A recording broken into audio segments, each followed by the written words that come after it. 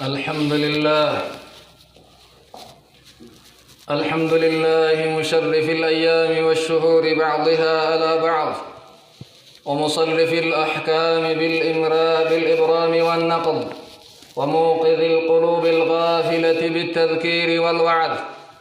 الرب المالك الذي ليس لربوبيته تغير ولا إزالة، الإله الحق الذي ليست الإلهية الحقة إلا له. أحمده سبحانه على ما أولاه من إحسانه وإفضاله، وأشكره على جزيل بره ونواله، وأشهد أن لا إله إلا الله وحده لا شريك له في ربوبيته وإلهيته وصفات كماله، شهادة أرجو بها النجاة من شدائد يوم الفزع وأهواله. وأشهد أن محمدًا عبده ورسوله الذي أنعم الله في جميع أهل الأرض ببعثته وإرساله. اللهم صل وسلم على عبدك ورسولك محمد وعلى جميع أصحابه وأهله وسلم تسليما كثيرا. أما بعد فيا أيها الناس اتقوا الله تعالى حق التقوى، واستلتمسوا من الأعمال ما يحب ويرضى، واعلموا أنكم في شهر كريم وموسم عظيم، لا سيما هذه العشر المباركات فإنهن الأيام المعلومات، فاغتنموا رحمكم الله بالمسارعة في الأعمال الصالحات والإكثار من الحسنات، فإن الحسنات يذهبن السيئات. وهذه الأيام العشر لها فضل عظيم، فهي من مواسم الطاعات والخيرات والقربات. بلينك يوم إسلام ربك سنصدادا، شريعة ربك سنتدلقا، والرب اتسن أجج هجدا، والرب الرئيس نوغرا فقادا، بيكا دلقا بريدا برباددا، والرب كيسن جالتو، والرب سن الرافدو، والرب سن الرابرباد دلقون. إيرو كيسن اتفيدما indagatina ji'a bareeda keessa jirtan, ji'a qiyoma keessa jirtan, guyyaalee gugurdaa, guyyaa dalagaan namni keessa dalage dachaa namaa deebi'u keessa jirra jechuu wallaalinaa. bultii kurnan rabbiin kenna ayyaaman macluumaat, ayyaaman macduudaat, guyyaalee beekamaa jedheen keessa jirtan jechuu indagatinaa. guyyaa kurnan awwalaa keessa jirtanii yeroo keessanitti fayyadamaa, dalagaa gaarii keessa dalagadhaa، خيري كيس بائفتا، فإن الحسنات يذهبن السيئات. نمني وخيري دلقي همتو نمني دلقي نمرارك قيالي كان كيس اتفيدما، قيان كني لها فضل عظيم، قيالي صدركا ججبك أمو. يرو دلقاتي يرو ربي تلياتني، يرو دلقان نمني كيس دلقي ربي وفيت التنمد يستو، بل إنها أفضل الأيام عند الله تعالى. ويالي الرب بريد الرجاري الرجالا ويالي رب برت تهيتي، رب كن وياك ككتيتي، والفجر وليال عشر. بيان فجر ككدي او هذا كنان دي فجر الله ككدي ويالي كرنا للن ككدي جدي ويان كرنا ان ككتين كاركي سجر كنا. قال مفسر سلفي المقصود بالليالي العشر هي عشر ذي الحجة. بلتين كرنا ربين كنك كتين كن كرنا جاء حجيت جدا. ومن هنا قال كثير من أهل العلم إن عشر ذي الحجة أفضل من العشر الأواخر من رمضان. بلتين كرنا جاء حجيك أركي سجر ويا لما فان وأركي سجر قلين تك أرئ لما فادا الرجال جدا. بلتي كرنا جاء رمضان بودا عشر أواخر رمضان، فإن هذه العشر من مواسم الطاعات. بلينك يا بلتين كرنا كيس جركني يرو أومش طاعاتي كإلمنا ما إذا كيس يتفيدمون لحظاتك دقيقة سكندي وفي الرب الليسو كان قبل الراي، ويحرص على أن يعمرها بذكر الله تعالى. ويالين من جريسو قبو إسي إجارو قبو طاعة ربيتين والتذكير إلى المساجد، جمعة جماعات قلمان بيون، وكثرة الصلاة. أما الليسنا بائسون، وكثرة الاستغفار والدعاء. أرام رب قافتوا بائسون، كذا بائسون، لا إله إلا الله بائسون، الله أكبر الحمد لله بائسون، سبحان الله جتشو بائسون. ويالي كيسا اتفيد ما برباجسو وكثرة الصدقة أما اللي كنا كيس بائفة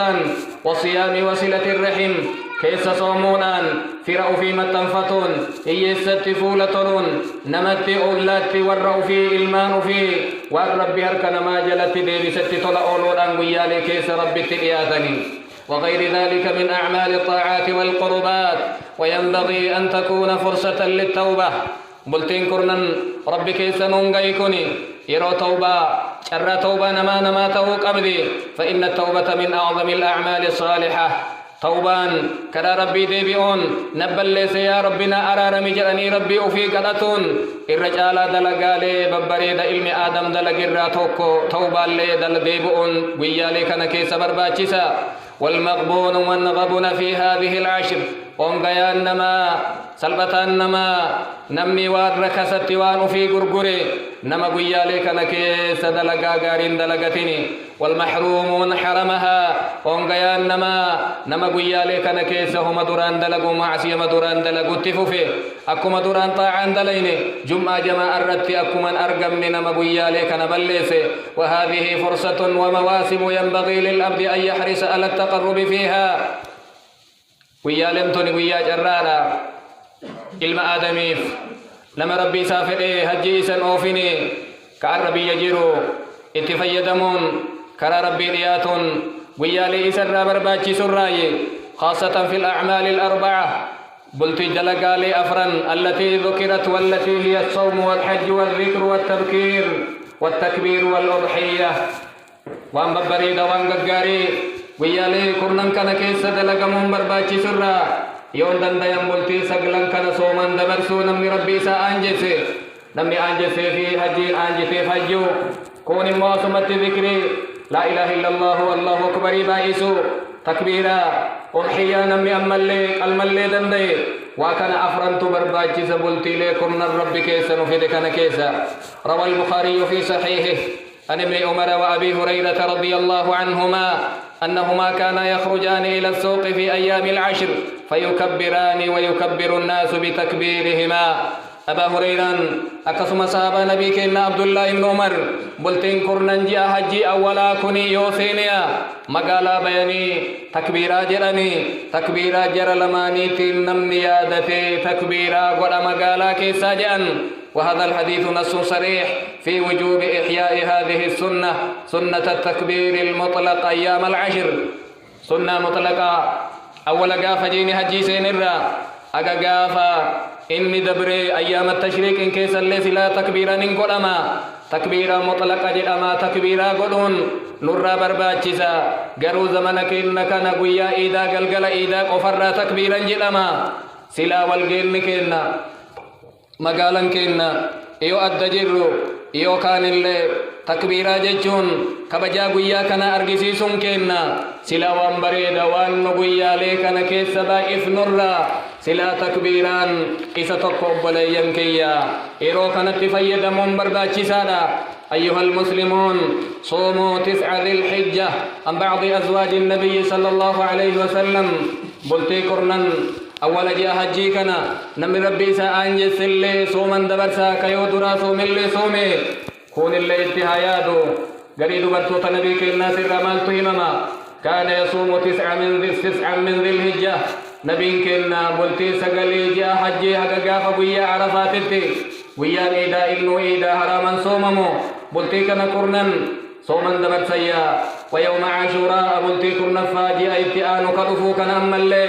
وثلاثة أيام من كل شهر بلتي سدي عدد جئات بلتي سدي صوما أول 2 من الشهر وخميس رواه النسائي وأبو داود وصححه الألباني عن ابن عباس رضي الله عنهما عن النبي صلى الله عليه وسلم قال ما من أيام العمل الصالح فيهن أحب إلى الله من هذه الأيام العشر إنجر جلن ويان دلقان قارين إركنا ربي كإن تجالتم ويا كنا نور كيف جدو كنرا فقالوا يا رسول الله ولا الجهاد في سبيل الله قبصون كرا ربي كيس اللي ويا لي كنا كان دلقا إسي كيسان جالو جانين فقال ولا الجهاد في سبيل الله قبصون كرا ربي اللي جالو إلا رجل خرج بنفسه وماله فلم يرجع من ذلك بشيء نما نفسي أفيتم به دنيا أفيتم به هما نندي بإيوتات مليا ولا شك أن الصيام من جملة الأعمال الصالحة ويشكما صومني قوقعون تلقى ببريد شريعة الإسلام اتوامر تقججون بكمانا بل الصيام لا عدل له ولا مثل له إنما دلقان صومنا ميزانا ينقب وانسا ولنقما قمنا والكرقب وانسا والفكات ينقب نمني صوما قيالي كندبرسي وخيري دلقي رب خيري إسافري وهو يدخل في أعظم الأعمال الصالحة التي حتى النبي صلى الله عليه وسلم كنبين كن قيالي كنكيسة اتفيد ما جرني دبتني الله صومني تقو نمني ربي سني أنجس صوما دبرسو هندن للتنبلتي لهفتتنا قال ابن القيم رحمه الله ليلة القدر أفضل ليالي السنة هل كان قدري لا الرجالتو هل وقا هل قويا هل كني هل كان قويالي هل كان وقا كيستي أرقمتي تجلا لأن العمل الصالح فيها خير من العمل في 1000 شهر هل كان سنتوكو جواني دلقمي دلقا جاء كما تقوت الرجالة وقا سدتمي أفريف جاء أفر آلا جيشو وهذا فضل عظيم وثواب كبير كن صدر كاجبا ثواب جبالا أما ليلة القدر فهي أفضل ليالي الأسبوع هل كان قافا كم سنقل قل برين جمعة الرجالة هل كان تربانيتي وأفضل أيام السنة يوم النحر ويوم عرفة الرجالا قيام موقع كيستي ويا عيد أضحى في ويا عرفاتي وأيام 10 ذي الحجة أفضل من أيام 10 رمضان الأخيرة ويا بلتين كرنن جاء حجي أولاتني بلتي كرنن جاء رمضان كآخر سن الرجالة وأما الليالي فليالي 10 رمضان هل كان كرنن بود رمضانات الرجالة ويان كرنن أول جاء حجي كنمو إسا كيست ويا عرفات والقيا ويا نحريت والقيا ويا ترويات والقيا ومن وهي أيام عظيمة عند الله والأعمال فيها أحب إليه ويا لنكوين ويا ججبا ويا غاري ويا دلقا ربك النبي رتجالتمو حديث عبد الله بن عمر قال عن النبي صلى الله عليه وسلم ما من أيام أعظم عند الله ويا الرب برتي الرقود جيرو كإرجالتمو اللين جيرو إسي كيسة ربي فوادلقون ويا كرنن كان كيسة فأكثروا فيهن إسي كيسة بائسة من التهليل والتكبير والتحميد لا إله إلا الله بائسة الله أكبر بائسة الحمد لله بائسة رواه الإمام أحمد وهي الأيام التي فيهن يومان هما أفضل أيام العام بلتين كرنن كوني ويا ببريني ويا جالن ويان الدنيا كيستي أدون الرتباتي أيتو الرجال نسي كيستي أرقما ويان عيد أضحاتي في ويان عرفة لحديث عبد الله بن قطن الثمالي عن النبي صلى الله عليه وسلم قال إن أعظم الأيام عند الله يوم النحر ثم يوم القر الرجال ويان ربي برتي ويان الماتي ويان قاف عيد أضحى جنون ثم يوم القر إيغسي قيا قاف من التور حجاجا سبتا سنجا صححه الألباني رواه الإمام أحمد وأبو داود عباد الله وأما يوم عرفة فلحديث عائشة قالت إن رسول الله صلى الله عليه وسلم ويا عرفة يودبة النبي كن قيا كرنفا تربان الراجمة الراجج تربان قال ما من أيام أكثر من أن يعتق الله فيه عبدا من النار من يوم عرفة ويا ننجر جان ويا الربايته رب كنا بيد جهنم الرا قبرو تيساب لسومسو ويا قاف عرفا كان الرنجر جان تربان الراتي وإنه لا يدنو رب كنا بياتي ثم يباهي بهم الملائكة ملائكة دا نفدا دجان قبرو تيسا ور عليائي غار قبرتيائي بدي كيسا فوتا دربتي قوم إساني قل لا قدني رب آبتني كنة فيقول ما أراد هؤلاء ما البرباد جر كنجل ملائكة إسا قافتا رواه مسلم وقال خير الدعاء دعاء يوم عرفة الرجالا كدا قيا عرفات جاء ورقبرو ترب كن أجل بكنته رواه الترمذي ومالك وحسنه الألباني وقال صيام يوم عرفة أكن جأن صوم قيا عرفة لا أحتسب على الله أن يكفر السنة التي قبله والسنة التي بعده أن انكجيلا أبدي قبر ربي كيرا صومني قويا عرفا معصية وقا تريتي في معصية وقا في نمرة لكجيتشو صوم قويا أسآل كأفاجر جمع رفوتي قويا لأما إيا جرو كان كيستي أرقما نمني سقلن كان صومين أرقتا نمني سنتقو چلي كيسا صوم اللي هندن ديا رواه مسلم وهذا لغير الحاج أما الحاج فالسنة في حقه الإفطار ليتقوى على الدعاء والذكر ابتداء من النبي صلى الله عليه وسلم نمني هجين ديمين نمني بيجيرو صومن دبرسا نمني أتجيرو مو دعائين ذكرين قرآن قرأون كنان قويا سندبرسا إسي ور بيا كيسا جبتا ور ربي بيا سنكاه قويا لكنا تفيدمون يودن ديتا سقلانو صومون تقبدن قويا سقلفا تربان الرا صومون أكا إسي ران هفني وقال رحمه الله يوم عرفة مقدمة ليوم النحر بين يدي إن القيم الجوزين ويا عرفا جيشون درستو دربوتو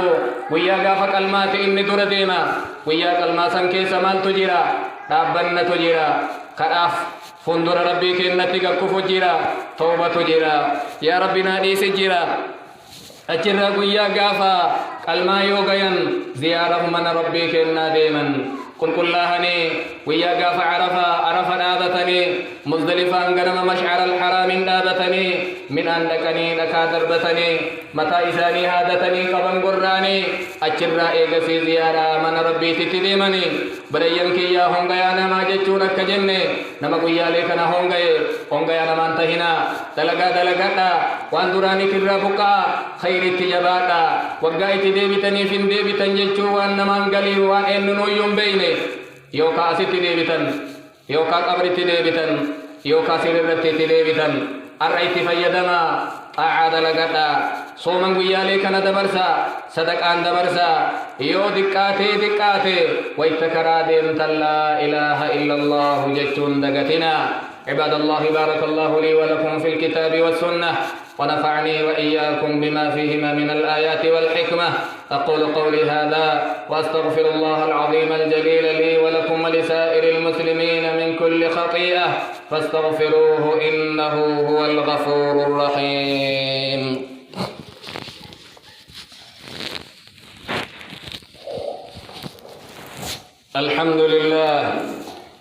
الحمد لله الذي من اعتصم بحبل رجائه وفقه وهداه ومن لجأ إليه حفظه ووقاه ومن تواضع له رفعه وحماه أحمده سبحانه على ما أعطى من الإنعام وأولاه وأشكره على ما خوله بفضله وأفداه وأشهد أن لا إله إلا الله وحده لا شريك له شهادة من عرف الله بصفاته ولم يعامل أحدا سواه وأشهد أن محمدا عبده ورسوله أرسله إلى خلقه بالتوحيد وأوصاه بتقواه وأن طاعة الكفار والمنافقين حذره ونهاه اللهم صل على عبدك ورسولك محمد وعلى آله وأصحابه الذين عضوا على سنته بالنواجذ وتمسكوا بهداه وسلم تسليما كثيرا أما بعد فيا أيها الناس بلينك يا أمة إسلاما الأضحية ما يذبح من بهيمة الأنعام أيام الأضحى بسبب العيد تقربا إلى الله تعالى كانت يانسي ونقيالي كرنن كان كيستي أرقما أضحية وانجلم أضحية جتون وانمني هرتو قالا هرير رئي هولرا وانقلم قيالي كرنن كان كيستي قيا قافا إيدا إمامني سلام بافته وانقلمون أضحية جأنين اسم قرآن ربيتين حديث نبيك الناتي في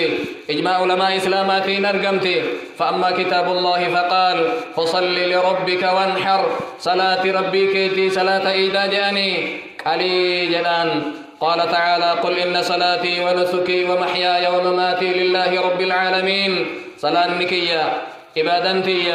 كراستي اللي جاني ومحياي جلوتي أفدوتي اللي تربي عالماتي واهلا كبو ربكيا أن إستقجهم ست أججني أن تقفان مربي مسك موتيا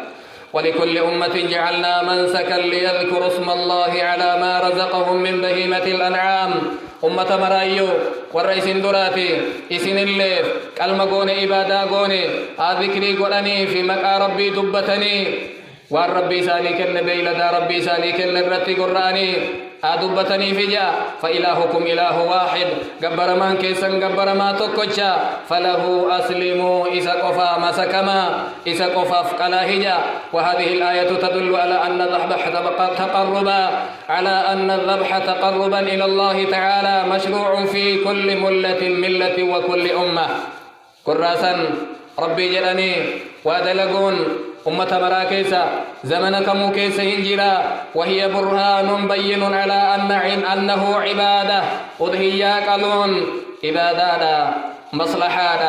زمنك ميفيو يروك ميتويو إنو فيو إنجر جيتو أرقسيسا وأنبري دجيأكنا كيس دلق مر مر أضحيا. فيا عباد الله أحكام متعلقة بالأضاحي يجدر بالمسلم أن يعرفها وأن تقطق وأن ببريد وأنقاري وأن نمني إبادة أضحية دلقوف بربادي أكا إن بكم سرت وأن دلقوف وأن دبا نجر قباب سنيا. أولا كان النبي صلى الله عليه وسلم يضحي بكبشين وكان ينحرهما بعد صلاة العيد. تقفان دبين كين أضحية قدا رئي لمن قلن إن قلن اللي إيقا صلاة إيداتي قلن. وأخبر صلى الله عليه وسلم أن من ذبح قبل الصلاة فليس من النسك في شيء. نمني وصو صلاة صلاة قال رئيسا يوكا قال يوكا هوري هولا نمني قال إسين أضحية وإنجل منجيرو وإنما هو لحم قدمه لأهله والرميسات فونكر جواه وجت لأمام لي سواب أضحية قبيا متفق عليه. ثانيا وكان صلى الله عليه وسلم لما فان أحكام أضحيات الرنبين كن صحابة إساني نججا أن يذبحوا الجزع من الضأن تجبسك توقع جيت على جلن توقع جيت هو تأجي أجه جيت هو لرى إن دنده مجانين ما له 6 أشهر ما له 5 سنوات من الإبل ما له 2 سنين من البقر ما له 1 سنة من المعز. يو قال تاتي كوقا شنقاي يو هوري تاتي وقال مكاقاي يو رئي تاتي كوقا نرناني يو هولا تاتي كجيني جهل إرناني إن دنده مجانين. أم مجاشع بن مسعود أن النبي صلى الله عليه وسلم قال إن الجذع من الضأن يوفي مما يوفي منه الثني من المعز.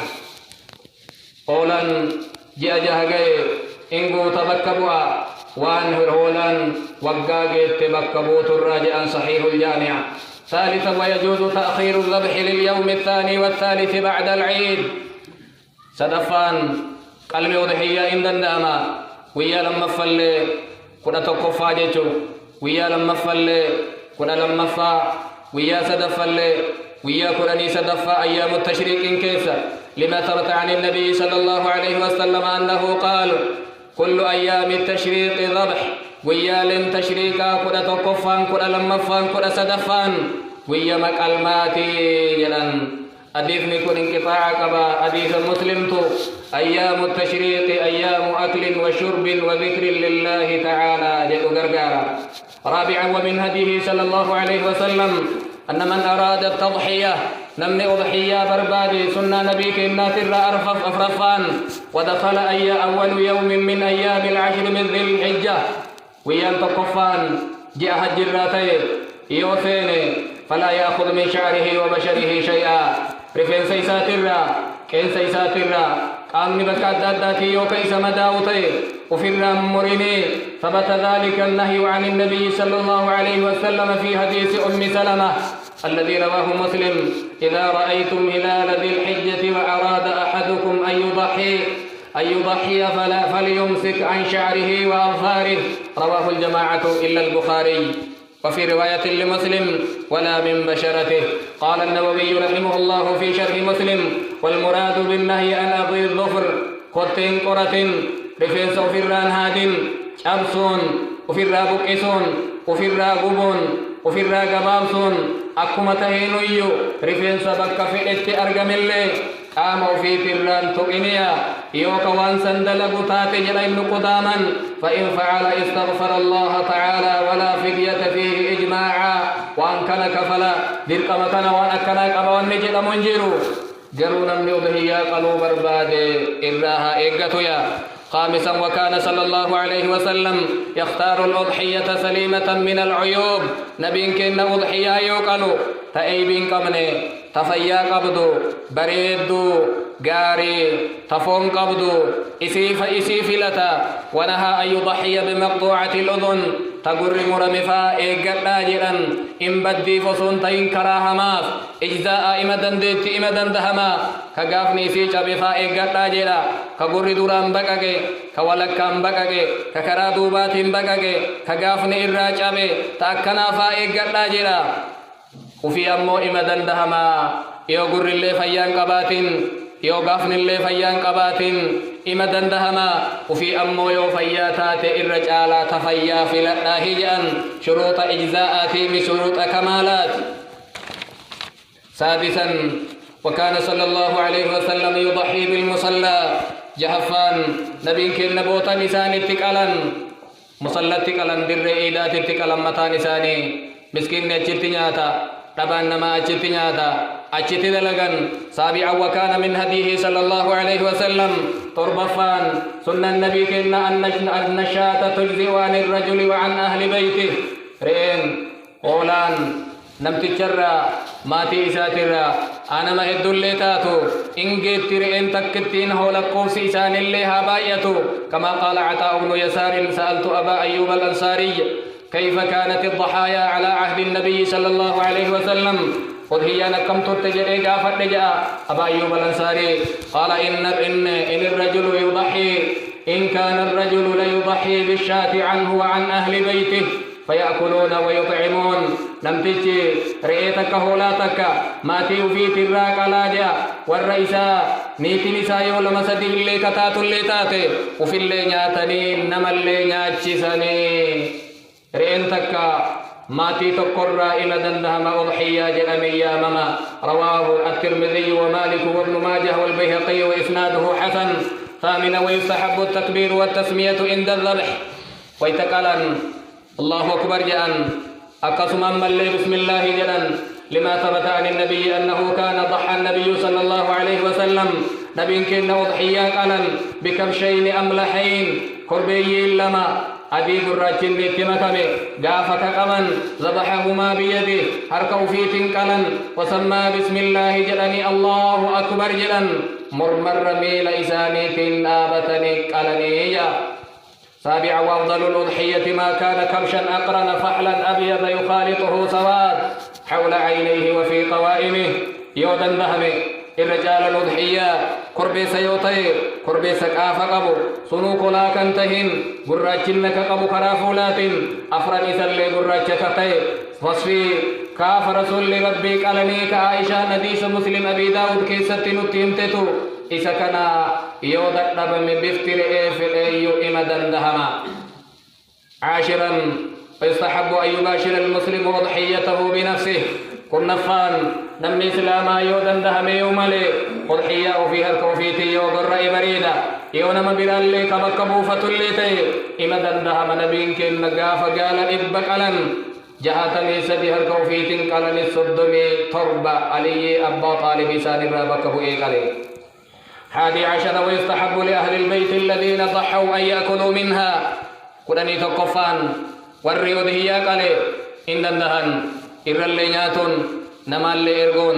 بالشيسن اللي صدقاتون إن دندهما ويجوز لهم أن يدخروا أقسم الكاية اللي إن دند ينبر اللي إفتان اللي جئل لقوله صلى الله عليه وسلم كلوا وادخروا وتصدقوا نياتا الكاية صدقاتا جيتشجي نبي كن جدني رسول الأضحية بكتنت سديه تقودا نياتا جدن الكاية جدن صدقاتا اللي جدن كان الرلالني علماء الإسلام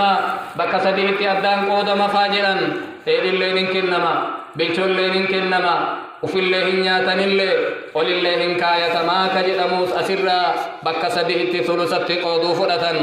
12 تجزئ البدنة عن 7 كدني لما فان قال لنا ما تربرا إن دندهم أضحيا يوقالا ومثلها البقرة غوري اللي نكسم نما تربر راهن دندهما نما قرانين دقدمان يوكا ولدت دبل من تاي ثواب ودهيان أرغتن فون ما أرغتن ملي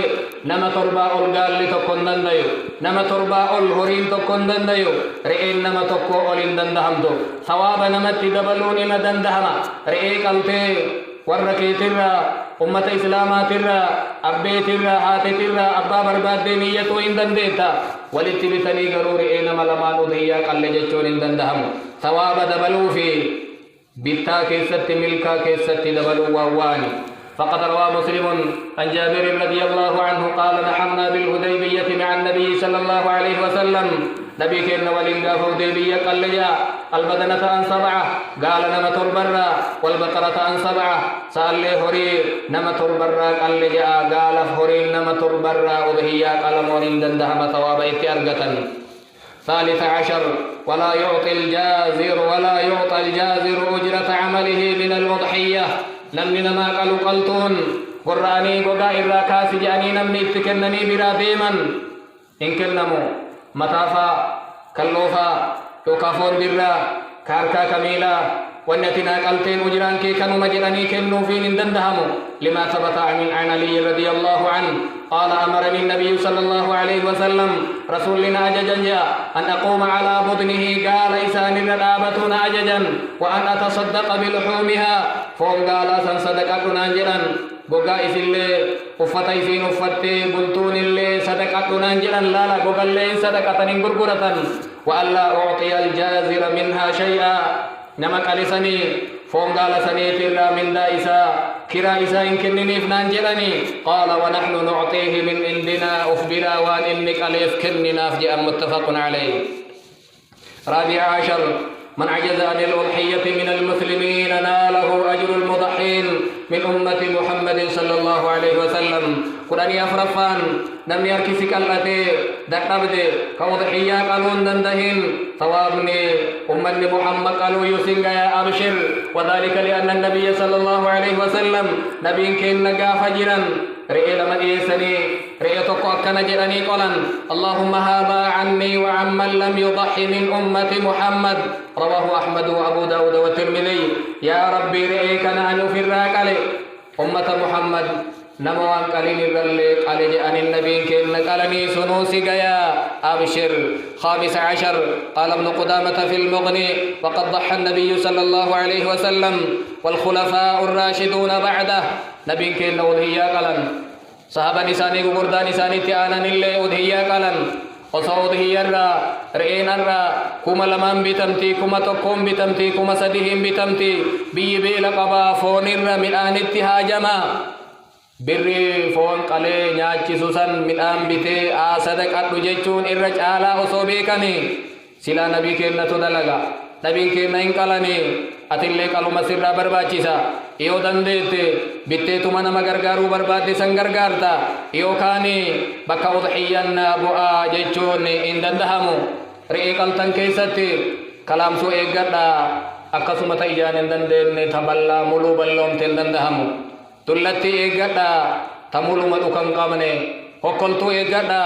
فهكل ظاهرة إرى ملتي أكسم هكتو أما اللي لكن قمني توني أفران حديث براء المعاذ كيسد تبتمتي باي صدا چفتو آجر كان سدين إيقتني سنين ألا بيلدان بنسي بسنا قرؤون دندهم أكا وضحياتي بيلدان هريلا قالرا هريلا رئيلا هولرا إن دندهما اتيادا وانببريدا جاءكنا كيسد لك مرة وضحيا لنتقو عباد الله ألا صلوا وسلموا على من أمرتم بالصلاة عليه في محكم التنزيل إن الله وملائكته يصلون على النبي يا أيها الذين آمنوا صلوا عليه وسلموا تسليما اللهم صل وسلم وبارك على سيدنا محمد كما صليت وسلمت وباركت على إبراهيم وعلى آل إبراهيم في العالمين إنك حميد مجيد وارض اللهم عن الخلفاء الراشدين الأئمة المهديين أبي بكر وعمر وعثمان وعلي وعن سائر الصحابة أجمعين وعنا معهم بعفوك وجودك وكرمك يا أرحم الراحمين اللهم أعز الإسلام والمسلمين وأذل الشرك والمشركين